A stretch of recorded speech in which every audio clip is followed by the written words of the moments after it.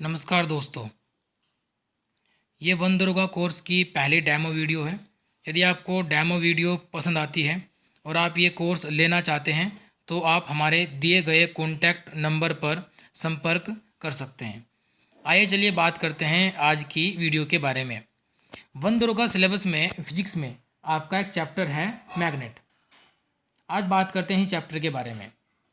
आज हम इस डेमो वीडियो में कंप्लीट करेंगे मैग्नेटिक फील्ड लाइन और field due to current carrying wire. एक धारावाही चालक में किस प्रकार से मैग्नेटिक फील्ड जनरेट होता है उसके बारे में, और field due to current carrying coil और सोलेनॉइड, धारावाही परिनालिका में चुंबकीय बल रेखाएं।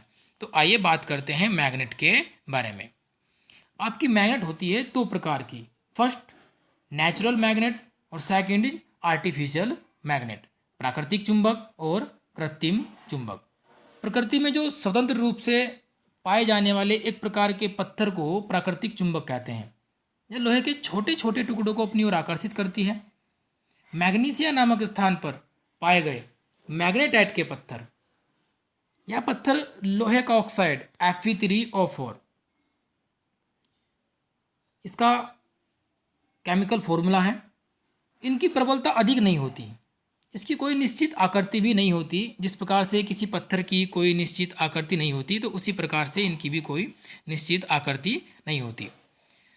कृत्रिम चुंबक के बारे में बात करें तो कृत्रिम विधियों के द्वारा जो चुंबक बनाई जाती हैं उनको कृत्रिम चुंबक कहते हैं।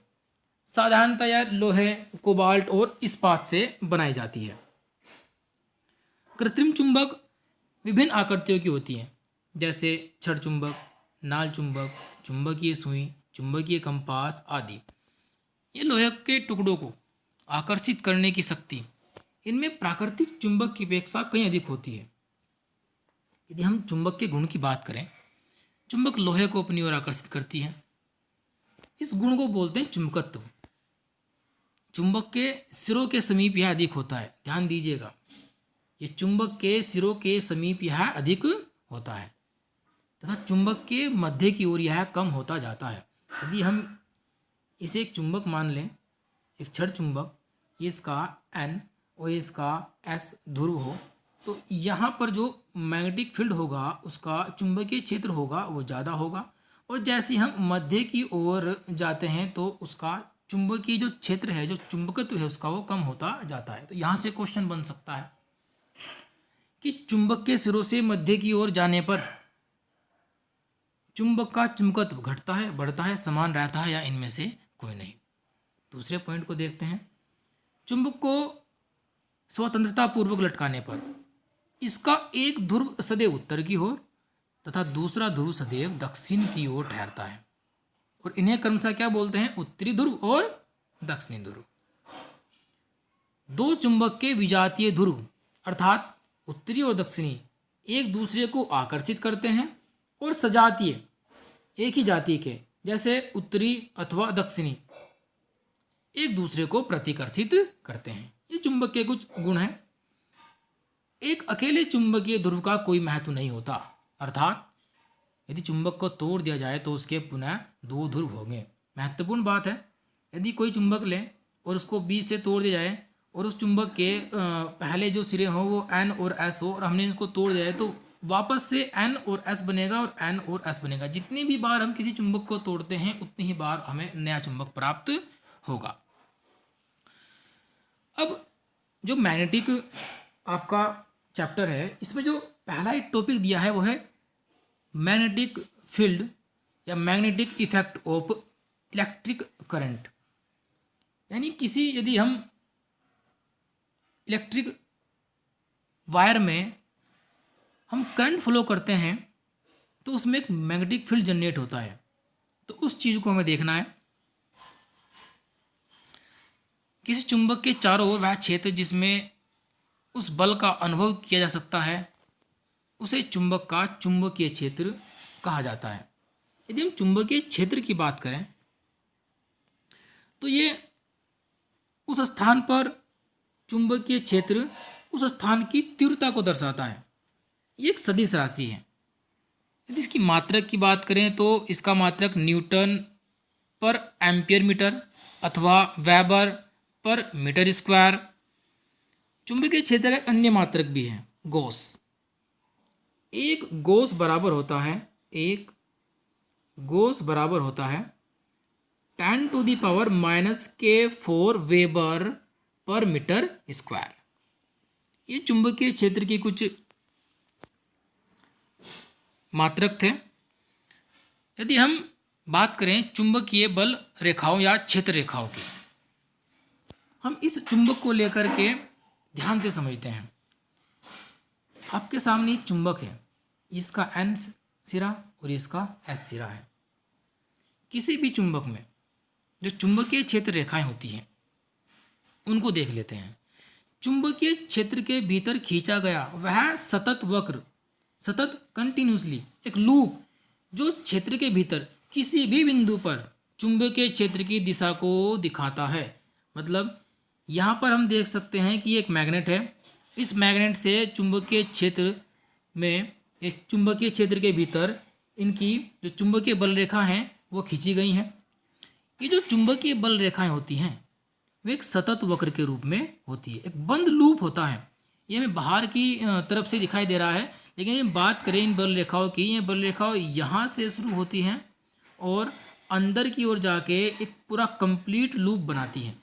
यदि हम इस चुंबकीय बल रेखा के किसी भी बिंदु पर एक इस प्रकार से लंब कह सकते हैं, इसको एक स्पर्श रेखा खींच दी जाए तो वो स्पर्श रेखा इस क्षेत्र की दिशा को दर्शाएगी।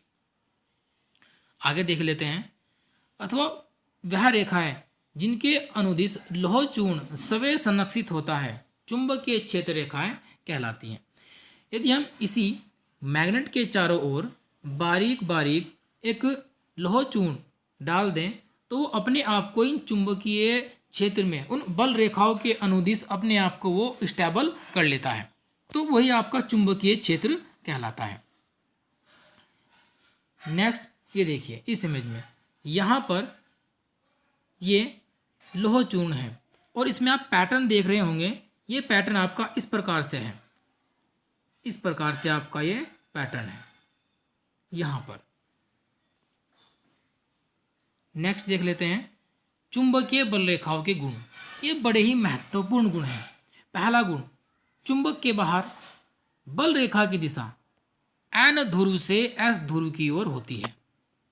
एक बार पीछे की इमेज में हम ध्यान से देखते हैं। हमने कहा कि चुंबकीय बल रेखाओं की दिशा चुंबक के बाहर N ध्रुव से S ध्रुव की ओर होती है।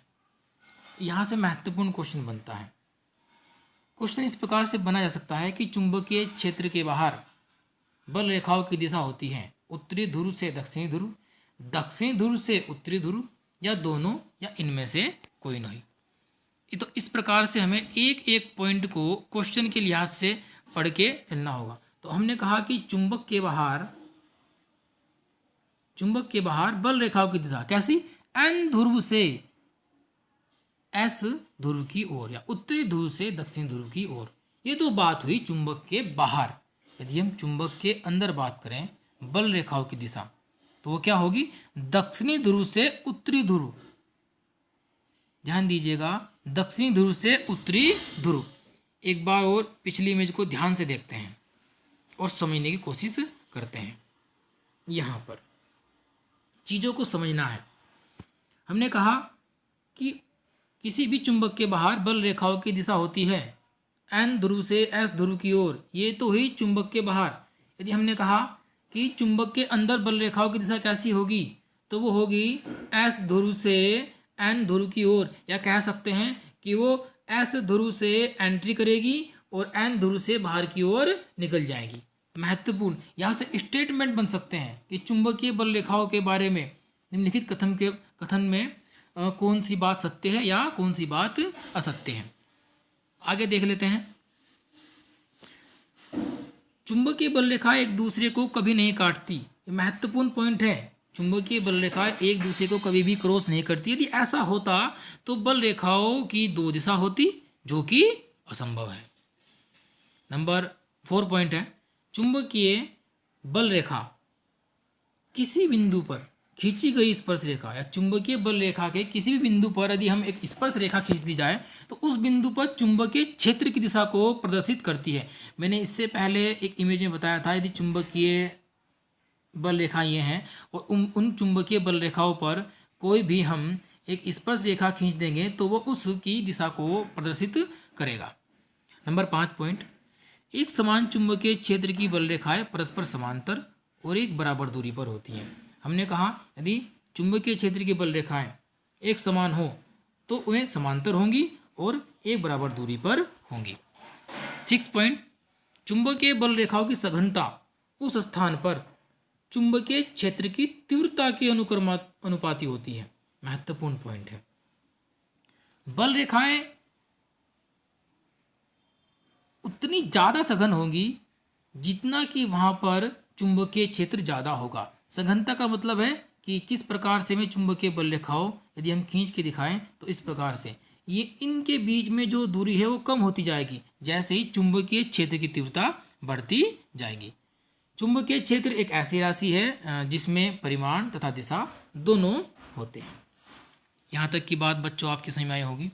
नेक्स्ट देख लेते हैं। Field due to current carrying wire, विद्युत धारावाही चालक के कारण चुंबकीय क्षेत्र, ये दूसरा सब टॉपिक है। इस इमेज को ध्यान से समझते हैं। यहाँ पर एक वायर है, ये इससे एक बैटरी जुड़ी है, एमीटर और एक धारा नियंत्रक जुड़ा हुआ है। जैसे ही हम किसी वायर में किसी तार में हम विद्युत धारा प्रवाहित करते हैं तो वो एक चुंबकीय क्षेत्र उत्पन्न करता है। तो उस चुंबकीय क्षेत्र में किस प्रकार की बल रेखाएं बनती हैं वो पैटर्न हमें यहाँ पर समझना है।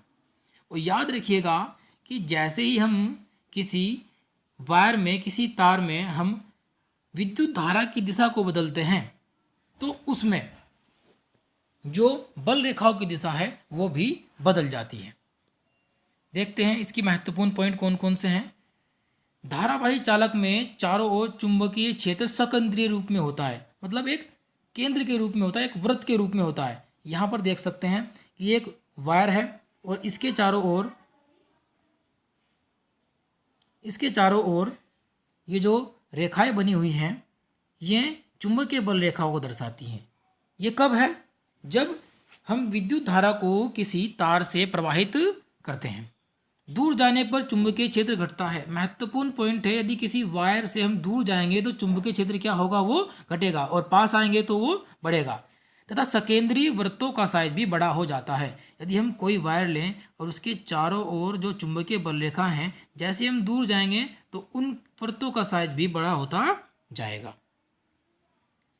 अब करंट कैरिंग वायर में या किसी धारावाही चालक में यदि हमें ज्ञात करना हो कि चुंबकीय क्षेत्र की दिशा क्या है तो दिशा ज्ञात करने के लिए हमें दक्षिण हस्त अंगुष्ठ नियम का प्रयोग करेंगे। ये बड़ा ही महत्वपूर्ण है। यहाँ से क्वेश्चन इस प्रकार से बनता है कि आपको जो विद्युत धारा की दिशा है वो बता दी जाएगी और आपको ये बताना होगा कि चुंबकीय क्षेत्र की दिशा क्या थी। तो ये दक्षिण हस्त अंगुष्ठ नियम क्या है कि चुंबकीय क्षेत्र की दिशा ज्ञात करने के लिए यदि दाहिने हाथ में विद्युत धारावाही चालक को इस प्रकार से पकड़ें कि अंगूठा विद्युत धारा की दिशा की ओर, यहाँ पर दे सकते हैं, विद्युत धारा की दिशा की ओर संकेत करता है, तो आपकी उंगलियां चालक के चारों ओर चुंबकीय क्षेत्र की रेखाओं की दिशा में लिपटी होती है। यदि हम यहाँ पर देख सकते हैं कि ये विद्युत धारा की दिशा है, ये विद्युत धारा की दिशा है और इस ओर हमने ये अंगूठा इंगित किया हुआ है। तो ये जो अंगुलियां हैं ये दिखाएंगे कि जो चुंबकीय बल रेखा हैं वो इस ओर हैं। यदि यही वायर ऊपर की ओर होता इस प्रकार से, यदि ये वायर ऊपर की ओर होता तो फिर हमारा अंगूठा इस ओर होता और चुंबकीय बल रेखा की दिशा इस ओर होती। या ऊपर के इमेज में हम एक देखते हैं, यहाँ पर यदि इसमें हम दक्षिण हस्त अंगुष्ठ नियम अप्लाई करें तो यहाँ पर जो विद्युत धारा की दिशा है वो ऊपर की ओर है और इसमें हम यदि दक्षिण हस्त अंगुष्ठ नियम लगाएं तो हमारी उंगलियां कुछ इस प्रकार से होंगी और इसी प्रकार से हमारा क्या है, चुंबकीय जो बल रेखा है उनकी दिशा है। आज की इस डेमो क्लास में हम इतना ही करते हैं। नेक्स्ट की डेमो क्लास में हम धारावाही परिनालिका में चुंबकीय बल रेखाओं के बारे में विस्तार से पढ़ेंगे।